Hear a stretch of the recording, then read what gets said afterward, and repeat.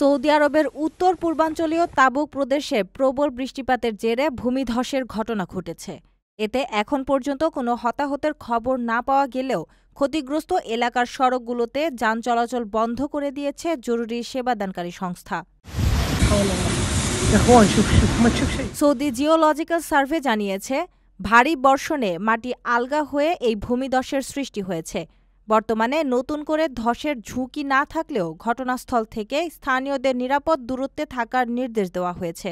এদিকে দেশটির আবহাওয়া দপ্তর এনসিএম সোমবার থেকে বুধবার পর্যন্ত মক্কা, জেদ্দা, রাবিগ সহ বেশ কয়েকটি এলাকায় মাঝারি থেকে ভারী বৃষ্টিপাতের পূর্বাভাস দিয়েছে।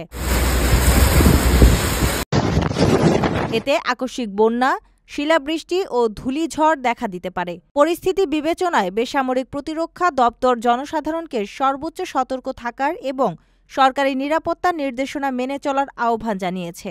এর আগে শনিবার তাবুকের হাকল গভর্নরেটে বজ্রঝড় ও শিলাবৃষ্টি আঘাত হানে, যার ফলে এই অঞ্চলের নিম্নাঞ্চলে আকস্মিক বন্যায় সৃষ্টি হয় এবং জনজীবনে ভোগান্তি নেমে আসে। আপনার স্বপ্নগুলো আকাশ ছুবে প্রবাসীর হেলিকপ্টারের মাধ্যমে। বিয়ে, জন্মদিন অথবা যে কোনো বিশেষ প্রয়োজনে হেলিকপ্টার ভাড়া করতে যোগাযোগ করুন স্ক্রিনে দেয়া নাম্বারে। প্রবাসীর হেলিকপ্টার, নিরাপদ ও সাশ্রয়ী বাহনের বিশ্বস্ত নাম।